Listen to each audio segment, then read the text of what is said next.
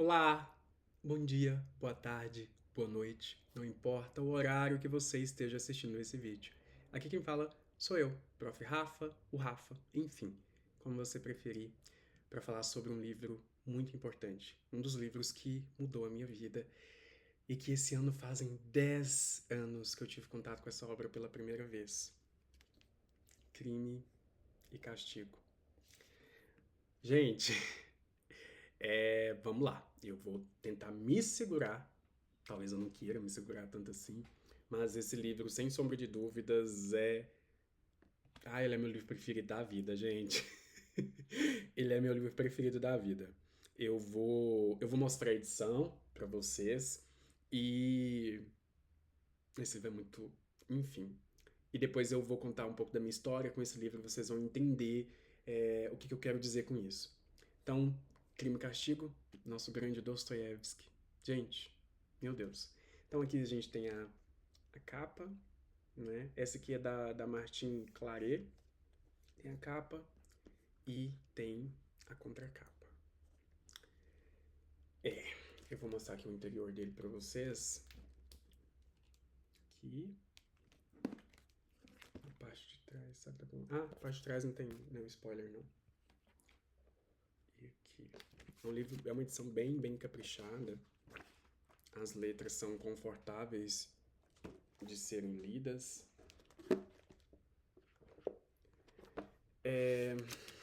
Vamos lá, né? Vamos lá falar desse livro, falar da minha história com ele. Eu tive contato com esse livro em 2015 para 2016, na época que eu fazia direito. E eu tive um professor bem excêntrico, inclusive. Graças a Deus eu consegui encontrar vários professores excêntricos na minha trajetória e todos eles, em alguma medida, me ajudaram. O nome desse professor era Paulo. Ele era professor na faculdade que eu estudava. Eu estava no comecinho da faculdade, gente. Assim, um menino, um garoto. E um dos livros que estava lá na ementa para serem lidos era O Crime e Castigo. Até aquele momento eu nunca tinha ouvido falar de Dostoiévski. Até aquele momento eu não sabia quem ele era, ou se eu tinha ouvido falar, não foi tanto a ponto de lembrar quem é esse autor e também de compreender a importância dele para a literatura mundial de um modo geral, mas para a literatura russa em especial. E. Só um minutinho. Agora sim, para não desligar o vídeo aqui enquanto eu tô falando com vocês. E tá, então o professor Paulo indicou esse livro. E como eu gostava, e até hoje eu gosto, mas naquela época eu gostava mais. O meu ego era mais inflado nesse aspecto. Não que hoje não seja, mas hoje já tá dando pra controlar, tá medicado. Ele meio que desafiou a gente. Falou, olha, eu quero ver quem vai ler esse livro. Porque é um livro grande, é um livro que só pra vocês verem, essa edição aqui que eu tenho, ela tem 589 páginas. É um livro relativamente grande. E até aquele momento eu não tinha lido nenhum livro com essa envergadura. Um livro desse tamanho, com esse número de páginas, e também nunca tinha lido um romance russo, um Dostoiévski da vida. Não sabia onde que eu estava me enfiando. E esse professor fez esse desafio e eu tomei aquilo pra mim. Falei, eu vou ler mesmo. E eu lembro que é tão engraçado, pra quem me conhece, vai entender a dimensão disso que eu quero dizer. Por quê? Eu não gostava, já naquela época, mesmo tendo poucos livros, de pegar livro emprestado. Eu queria os livros para mim. Eu já estava montando ali uma biblioteca, não era igual a essa que vocês veem aqui hoje, mas eu já estava montando a minha biblioteca. E eu lembro que na época, eu comprava livro pela Saraiva. Sabe? Cara, que quanto tempo, mas enfim. Na época eu comprava livro pela Saraiva e eu lembro de ter visto o preço dele lá, não tinha dinheiro para comprar naquele momento e fui lendo da biblioteca. Até que eu consegui dinheiro para comprar. Gente, mas foi um ano pro livro chegar. Um ano, não literalmente, né? Mas assim, para hoje que a gente tá acostumado a comprar um livro, ele chega aqui no outro dia, às vezes no mesmo dia, ou 2 dias depois, que é o padrão da Amazon, né? Hoje é um outro nível. Mas naquela época eu lembro que o livro demorou, enquanto isso eu fiquei lendo o livro da biblioteca. E quando o meu chegou, O da biblioteca já tava até estragadinho, a biblioteca lá da faculdade que eu estudava. E quando o meu chegou, eu falei, não, agora eu vou pegar o meu pra eu ler. Só que naquela época, vocês vão até ver, e eu reli esse livro. Eu reli ele, e naquela época eu não grifava. Eu tinha dó. Os grifos que vocês veem aqui é da releitura que eu fiz. Né? Eu li esse livro praticamente 3 vezes, mas na releitura, que eu já tinha me soltado pra grifar, mas naquela época não. Gente, eu tive uma experiência muito intensa com a leitura desse livro. Sem brincadeira, na época eu achei que eu estivesse perdendo a razão, que eu estivesse ficando louco. Sério, na época eu tinha uns 19 anos de idade, então eu achei que eu estivesse ficando louco. Porque eu tive tantas experiências, eu sonhava demais, eu tinha muitos pesadelos com o livro. E não é um livro de terror, tá? Eu tinha muitos pesadelos com esse livro e eu lembro do dia que eu terminei de ler, porque eu li ele muito rápido. Então, assim, foi numa sentada mesmo, que eu lembro que. Gente, eu acho que eu devo ter demorado, não sei, cara, acho que uns 10 dias pra ler esse livro. Porque eu lembro que nossa, a minha vida era esse livro. Então, assim, na época eu só, não só, né? Na época eu estudava, então eu não trabalhava fora. Então eu fazia tudo que precisava fazer, estudava e ia ler. Ia ler. Ia ler e esse livro me consumindo, me sugando energia de mim, enfim, eu tive essas experiências. Então agora eu vou falar pra vocês, basicamente, ou em linhas gerais, o que que acontece, né? Dar um pouco do mote pra vocês, tá bom? E depois eu volto para minha experiência com esse livro. Aqui a gente tem o personagem principal, que é o Raskolnikov. Gente, e eu, na época, eu me apaixonei por esse personagem. Sério, é assim. Porque ele é um personagem, ele é tão intelectualizado, e ele entende das coisas assim, ele vai tão profundo nas questões, que assim, é uma coisa de outro mundo. E na época eu me apaixonei por esse personagem. Eu falei, nossa, mas ele é o que eu quero ser. Né? Ele faz determinadas coisas que eu não quero fazer. Mas ele é o que eu quero ser. E ele era muito inteligente, ele fazia direito também, ele tinha feito direito. E ele tinha uma habilidade de argumentação e de falar sobre as coisas. Inclusive, essa habilidade, ela prejudica esse sujeito aí na jornada dele. Hoje eu entendo algumas conexões depois que foram acontecendo da minha vida para com ele, mas ele era uma pessoa muito do mental. Então, assim, ele sentia, obviamente, era humano, ele sentia, mas ele queria levar tudo para a dimensão racional das coisas, certo? Então, tudo é permitido para uma determinada classe de pessoas com determinado nível intelectual. Para essas pessoas estão acima da lei, que é uma visão napoleônica, né? Ele era muito fã do próprio Napoleão, era uma visão assim, e ele queria viver aquela verdade. Aí se acontece ou não, aí vocês vão precisar ler.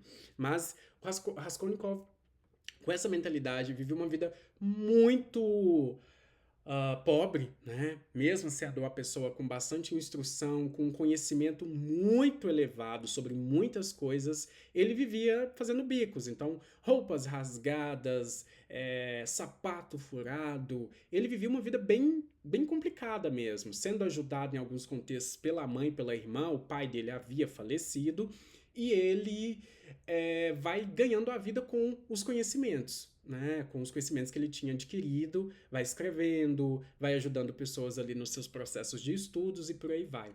E esse homem encasqueta que ele vai matar uma senhora. E assim, gente, isso não é spoiler, porque esse livro é muito antigo, mas mesmo que seja por isso. Aqui tá escrito, tá, gente? Na contracapa do livro tá escrito isso. Eu vou até ler aqui pra vocês, ó. Crime e Castigo é um daqueles romances universais que, concebidos no decorrer do romântico século XIX, abriram caminhos ao trágico realismo literário dos tempos modernos, contando nele a soturna história de um assassino em busca de redenção e ressurreição espiritual. Dostoiévski chegou a explorar, como nenhum outro escritor de sua época, as mais diversas facetas da psicologia humana sujeito a abalos e distorções. Enfim, vai seguindo aqui. Então, só para vocês verem, aqui na contracapa já fala que tem um assassinato e uma tentativa de redenção. E o que é mais interessante é que você vai falar assim: não, Rafael, você estragou a minha experiência contando que o Raskolnikov mata uma pessoa. ou mais de uma, não sei, aí você vai precisar ler. Mas não estraguei a sua experiência, porque o livro não é sobre isso. Tanto é que essa situação, ela acontece bem ali, não é bem no começo, mas ela acontece quase no começo, vou colocar dessa forma. E o desenvolver da história, da narrativa que o Dostoiévski traz pra gente, é como esse sujeito lida com o pior carrasco que existe. A nossa própria consciência. Aí a porca torce o rabo, aí o filho chora e a mãe não vê, ou a mãe vê, aí como diz aquele ditado, aí é um Zé Telo, pessoal. Porque ele entra num processo tão intenso, porque ali ele vai começar a rever as próprias questões. Porque ele faz esse movimento imbuído do seu mental, imbuído do seu dito racional. Porque ele tem aquele raciocínio. Pessoas com determinadas características intelectuais, elas estão acima de outras pessoas, inclusive estão acima da lei. E ele meio que vai fazer talvez isso, não de forma não tão simplista, mas ele quase que testa. E de repente ele vai lidar com as consequências daquilo. E o Dostoiévski ele consegue trazer a dimensão psicológica do personagem, gente, de um jeito tão intenso, que não tem como você não se comover. E quando eu digo comover, eu não falo necessariamente de você se colocar numa posição de coitado do Raskolnikov, coitado, matou, e não é nesse sentido. Mas é que ele entra de forma tão intensa nos pensamentos desse personagem que você, de repente, você começa a se confundir. Pelo menos isso aconteceu comigo. Calma. E eu não sou o Raskolnikov, eu sou só um leitor, eu só tô lendo. Porque você entra tão forte naquela atmosfera que em determinados... Eu, particularmente, eu sonhei várias vezes. Aí eu volto aqui para as minhas experiências. Então, o que eu vou pegar aqui? Eu vou pegar alguns trechinhos para vocês, para dar uma mostrada. É até interessante, né? Essa edição aqui, que não é a... Foi a que eu li, mas tem outras edições que dizem que são mais interessantes. A da 34, por conta da tradução e por aí vai. A da 34 eu não li o o Crime e Castigo não foi pela 34, foi Os Irmãos Karamazov, foi pela 34? Foi, Os Irmãos Karamazov foi pela edição da 34. Mas, assim, aqui, no começo dessa edição, eles fazem tem um prefácio aqui para você entender, né, entrar nesse universo. Tem também ali uma cronologia biográfica do Dostoiévski, então você vai entender, é bem interessante você ler, por mais que para algumas pessoas seja chato, mas eu particularmente acho que esses materiais introdutórios, quando eles não dão spoiler, porque isso acontece também, tá? Quando eles não dão spoilers, eles dão um embasamento bem legal para você ali naquela jornada da leitura. Porque, por exemplo, se eu sei quando que o livro foi escrito, o que estava acontecendo na vida do autor quando o livro foi escrito, isso dá um colorido a mais para a experiência de leitura, para a experiência literária. Então você vai sim com o seu repertório, com o seu arcabouço, mas você vai entendendo mais sobre o contexto de produção daquela obra, certo?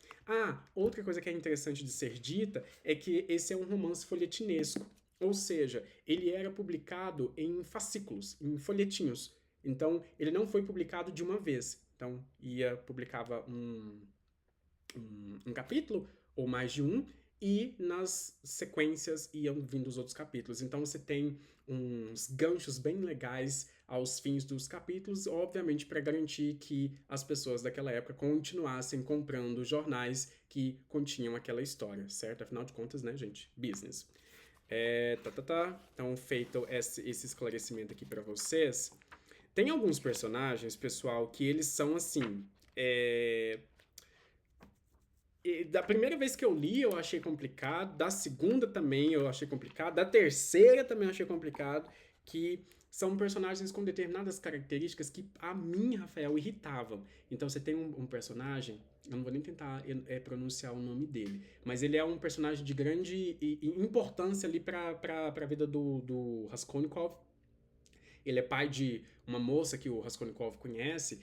E é complicado porque ele tem um problema com jogo, ele tem um problema com bebida, ele e a esposa vivem numa situação muito desagradável. A esposa sofre muito ao vê-lo daquele jeito, e você vê claramente que aquela esposa ela não queria estar com aquela pessoa, e ele sempre numa posição de tá tudo muito ruim. É muito complicado. Pra mim não foi legal, assim, eu li mais de uma vez, ainda não cheguei nesse ponto. Talvez tenha me incomodado também por alguma projeção que eu fiz nesse personagem, sou honesto nesse aspecto, não sei. Mas, assim, é um personagem que pra mim foi meio complicadinho. Já tem outros que é, por exemplo, vou tentar falar o nome dele, mas enfim, é o Razumiki. Ele é um dos amigos do Raskolnikov, eu coloco entre aspas, porque ele tem um apreço muito grande pelo Raskolnikov, mas o Raskolnikov não tem. Ele tem um jeito meio frio de ser, ou ele se propõe a ter esse jeito meio frio, meio distante de ser, talvez até por se sentir muito superior às outras pessoas. Então ele acaba sendo uma relação unilateral. Do lado do Razumik, você percebe que ele tem um cuidado pelo Raskolnikov, ele tem uma preocupação, ele inclusive tenta ajudar o Raskolnikov, dando ali para ele, colocando nas mãos dele basicamente oportunidades para ele se encaminhar, mas mesmo assim não acontece, não vira, tá? Naquele contexto ali específico. E já tem outras personagens, a Sônia, por exemplo. A Sônia, do meu ponto de vista, ela é uma das personagens mais bem construídas que tem nessa obra e que eu mais me conectei. Porque a Sônia, ela é uma jovem que ela, enfim, utiliza do próprio corpo para conseguir obter o sustento da família. E por conta disso, gente, vocês estão entendendo o que eu tô querendo dizer, né? E por conta disso, ela é muito discriminada. A gente está falando de Rússia, século XIX, por aí vai. Ela é muito discriminada, mas percebam, ela toma essa decisão, aí vocês vão ler, vocês vão conseguir entender. Mas o motivo principal dessa tomada de decisão é ajudar a família. É porque ela estava vendo coisas complicadas acontecer com a família. O pai, que é aquele personagem que eu tinha falado para vocês, que o meu santo não bateu muito com dele, não estava ali na posição de sustentar a família, de, enfim, né, as pessoas morrem de fome se não tiver o que comer. E ela toma essa decisão num ato de sacrifício e ela paga um preço por isso, né? De várias coisas, mas dentre elas é ser taxada como a PUTA. Não sei se dá pra falar isso aqui no YouTube, mas assim, de ser colocada abaixo de cachorro, como a gente costuma dizer, por conta dessa decisão tomada por ela, embora a motivação da decisão tomada por ela não tenha sido outra senão a de ajudar a própria família. Aquele ali foi o recurso que ela encontrou naquele momento e ela paga um preço muito alto por isso. Então é interessante como o Dostoiévski ele faz essa provocação de colocá-la como santa, porque ela toma essa decisão, ela sacrifica o próprio corpo em prol da família. Mas ao mesmo tempo, ela, naquele contexto, naquela realidade, ela mesma tem essa visão de si, ela é impura. Ela é quase uma Maria Madalena, sabe? Porque ela se propõe a entrar naquele mundo que não deveria ser pisado por uma moça de família, mas ao mesmo tempo ela faz aquilo por uma motivação muito nobre naquele contexto. E é muito bacana como Dostoiévski ele te coloca sem você perceber. De repente você vê, você tá enredado naquilo. Ele te coloca numa posição de se questionar. Opa, eu tinha uma posição formada sobre essa personagem, sobre essa pessoa, e de repente você. Ixi, calma, não, como? É diferente. Então eu acho muito bacana como ele fez isso. E tem uma cena, essa é uma cena. Eu não vou repetir ela aqui, não, vocês leiam, mas é a cena do cavalo. Gente do céu, essa cena, Deus me livre. Não. Eu acho que é uma das coisas. Eu acho que eu até arrepio. Tem uma cena muito tensa com o cavalo, tem a ver com maus tratos. É uma cena muito tensa e muito gráfica. Muito gráfica mesmo. Então ela me incomodou desde a primeira vez que eu li, da segunda não foi diferente, da terceira também não foi diferente, mas assim, você consegue perceber o quão habilidoso Dostoiévski era com as palavras, porque imagina, eu já tô falando de um livro traduzido para começo de conversa, não é o original. Eu não tive contato com o autor ali no original. E mesmo assim, que disse que tem a perda, né, daquilo que o autor quis dizer no original, quando você faz a tradução, e mesmo assim eu fui impactado por aquela cena, e é uma cena importante no sentido de que ela vai te ajudar ali a entender muita coisa que acontece, de novo, como eu sempre falo nos livros, como eu sempre falo nos vídeos, melhor dizendo, quando for ler um livro, tente analisá-lo numa perspectiva simbólica. Você vai ver que muita coisa faz sentido, o Lé com o Cré junto, então você consegue pegar muito fácil. Então, essa cena que eu tô falando, ela tem uma importância muito grande pro desenvolvimento da história, mas não deixa de ser uma cena muito pesada. Pelo menos pra mim, às vezes você vai ler e fala, ai, não me importo, mas pra eu, Rafael, eu fui muito impactado por essa cena. Eu não sou nem muito fã de lembrar, não sei porque ela veio na minha cabeça, mas ok.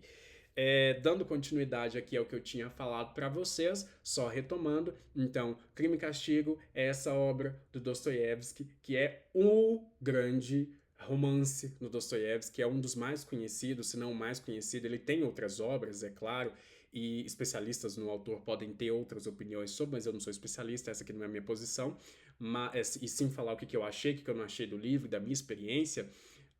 Outros especialistas vão colocar essa obra numa outra posição, talvez coloque até os Irmãos Karamazov como o romance do Dostoiévski, mas eu, pelo que eu tenho visto e também da minha experiência, foi o primeiro contato que eu tive com a obra desse autor. Tem outras obras mais tranquilas dele para ler. Depois eu peguei e ainda pensei, nossa, se eu tivesse começado por essas aqui, talvez teria sido mais fácil. Mas não me arrependo de ter começado já por uma obra dessa com esse nível de envergadura, porque aqui só para vocês verem, é uma obra é um livro grosso, né? Não é um livro curto. E eu li muito rápido. Da primeira vez que eu li, eu não consegui absorver muita coisa, não só pela rapidez da leitura, mas também pelo repertório que eu tinha naquela época.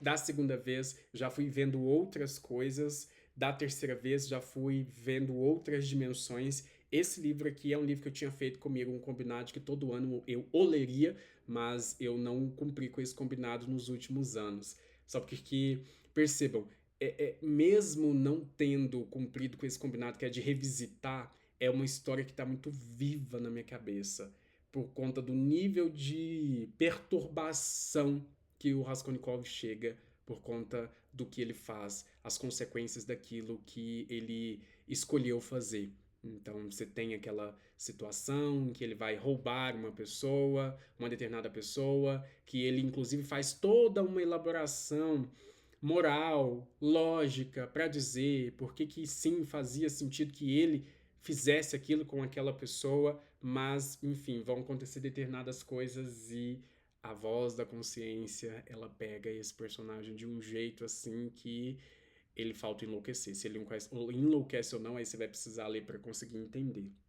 Agora eu vou voltar com vocês para minha experiência na primeira leitura que tive, quando eu falei pra vocês que eu achei que fosse ficar louco. Gente, sério, sério. Foi, sem sombra de dúvida, naquela época, lá nos idos 2015, 2016, a experiência mais intensa e transformadora na perspectiva literária que eu tinha tido na vida até aquele momento. Eu estava começando a minha jornada como leitor e eu não sei, sabe, eu sinto, muita gente poderia ter dito, ah, você não conseguiu entender o livro. Gente, é, eu consegui. Eu consegui. Acho que só por eu ter ficado tão transtornado e ter me conectado tanto com o personagem, já diz muito sobre o nível de conexão que eu criei com aquela história, né? Mas assim, obviamente, depois que eu li outras vezes, eu fui entendendo outras camadas, mas foi um livro que eu lembro, eu tava falando pra vocês. O dia que eu terminei de ler era. Acho que era mais ou menos umas 7 horas da noite. E eu fechei o livro, né? Essa sensação é boa, né? Você fechei o livro e fui pra faculdade. E eu fui pra faculdade e eu tava muito perturbado, sabe? Não digo vendo coisas, tá? Não, não é nesse sentido. Mas sabe quando você fica com a cabeça tão cheia que as pessoas falam com você, você, que, não, que. Eu fiquei nesse nível, nesse nível. E O que foi mais interessante. Na época eu fiquei bravo. Hoje eu rio, mas na época eu fiquei bravo. Esse professor, que é o que eu tinha contado pra vocês lá no início do vídeo, ele tinha feito essa provocação de quem vai ler o livro. E da sala inteira eu fui a única pessoa que tinha lido o livro. E a proposta, porque como o Raskolnikov tinha feito direito, a lógica do livro Crime e Castigo, enfim, e era fazer uma discussão ali entre aquelas pessoas, entre os colegas, né? Eu acho que era uma turma de umas 40, 45 pessoas, ou mais, né? Porque geralmente as turmas de direito no começo tem muita gente.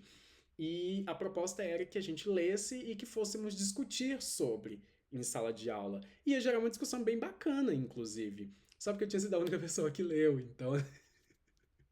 Mas ninguém tinha lido o livro naquele momento, naquela ocasião. Então não tinha como fazer uma discussão entre eu e eu, né? Embora na minha cabeça tinha. Eu fiquei bem impactado. Mas aí acabou que o professor desistiu, não quis fazer. E assim, eu na época fiquei pé da vida, né? Porque meu ego, eu queria falar, não, eu li o livro e tudo mais.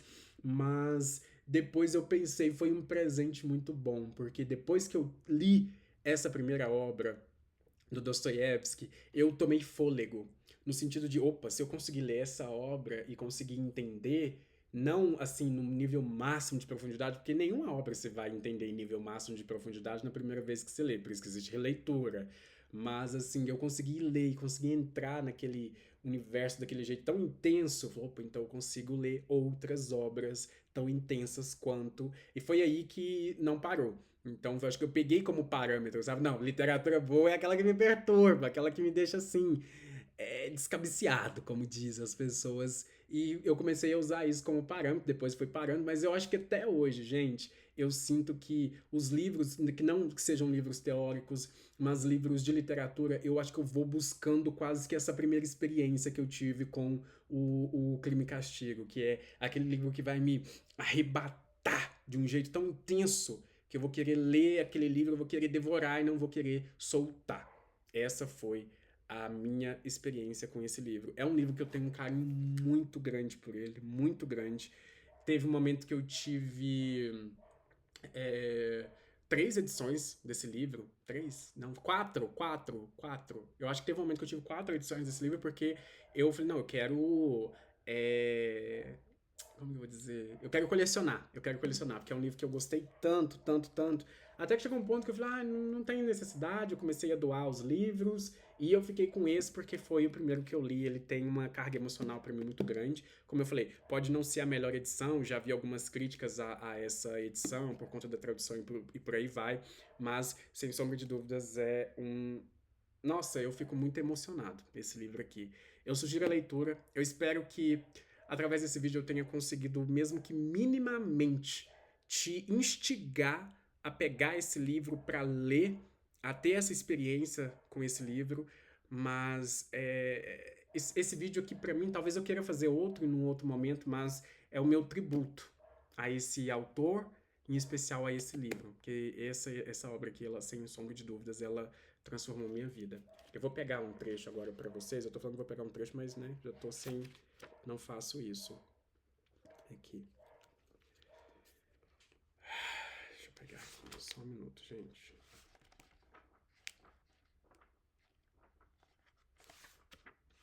Aqui tem tanta coisa. Tanta coisa que. Enfim. Aqui. É porque eu tô querendo pegar algum trecho que não é, atrapalhe a experiência de vocês. Aqui, tem um trecho que um determinado personagem diz assim. É um personagem bem chatinho, inclusive. Pois eu acho que a gente descobre e elucida mais coisas ao observar, justamente, as nossas novas gerações.